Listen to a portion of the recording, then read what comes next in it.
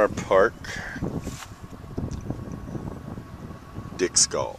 Hole 1, lined by trees all the way down the side here, which is not good for my throwing style, which I always go from left to right.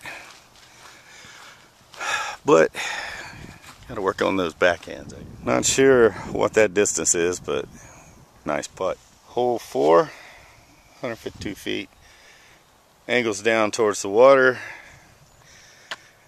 Problematic for some reason. Hole number 5, also problematic because you got trees down the left and to the right of the basket. Water. Overall, it's a pretty course. It's a nice park.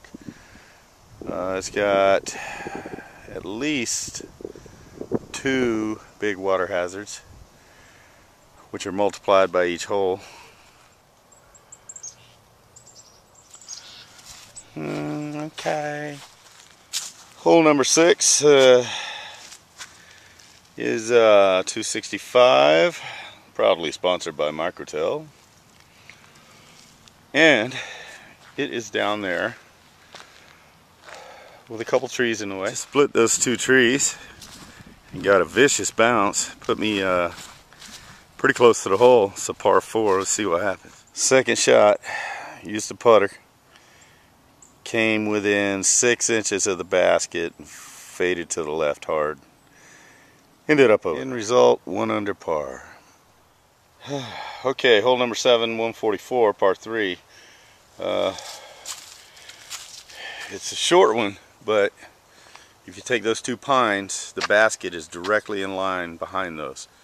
And on the other side is a steep grade going right down to the lake. So, alright, this is my lie, which is where I normally end up for whatever reason. I try to end up on the other side around that tree, but I just can't make it. I don't know what. Okay, so my toss ended up clipping that tree behind me and going slightly to the left and 1 under par. Alright, here we have hole number 8, 223 feet.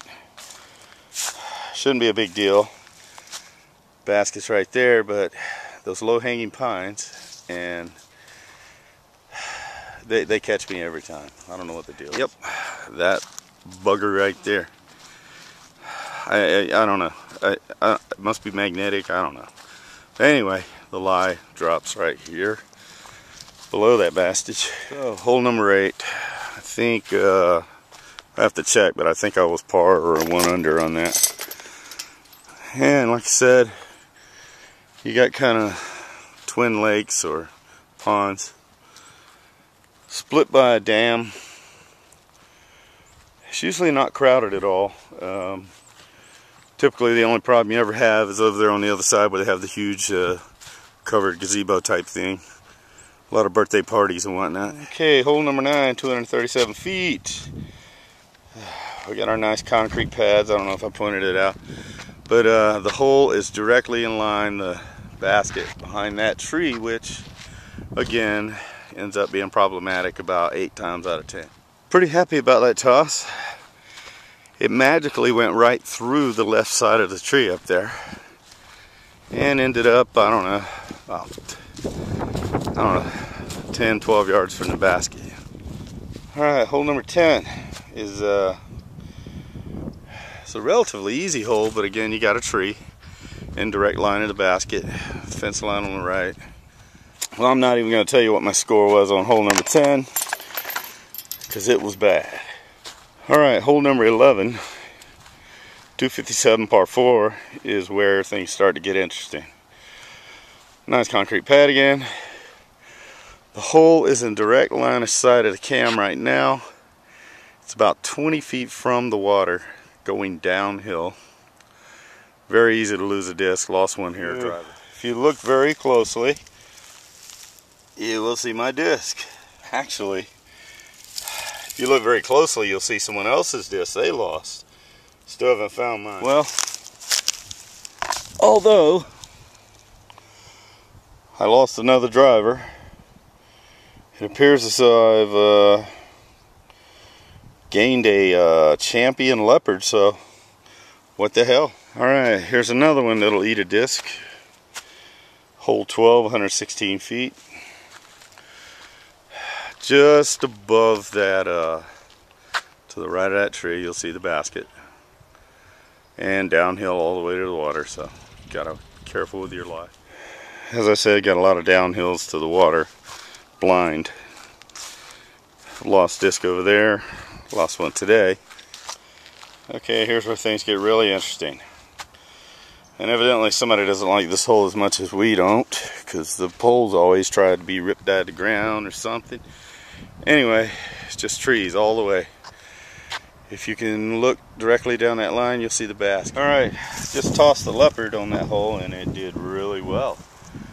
Left me usually better than any of my usual tosses. I'm going to try to catch, I'm going to use the buzz to try to hit the hole from here. And we left ourselves. Okay, this is the best I've ever played, hole 13. Lucky 13. Got a lie right here. Alright, hole 14, 159, par 3. It's another blind over the hill, down to the water shot. It's not far, but you gotta watch that down. Horrible shot. Not used to this disc at all, so I'll blame it. But should be able to get a par 3 out of it. Yep, easy tap in. Okay, here's another disc eater. Hole 15, 174 par 3. Got a nice above the tee, probably about 6 feet above the actual basket. But there's a waterway that runs right through there. I've only seen one person, two actually, that made it over this. Like I said, it's a nice park. Pretty well maintained too. Anyway, this is where my lie ends up. This is where I ideally want it to end up. That way it's just a short hop over the water at the back. Yeah, as I said, there's a nice little waterway here. I personally do not want to get in that. But I've actually made this toss across there once and sunk a basket. But you typically overshoot it 10, 12 feet like I did. Okay, I parred that. Evidently, somebody named Jeremy aced it. And Randall. Alright, hole 16, 239. This one's also over the water. Basket is in direct line.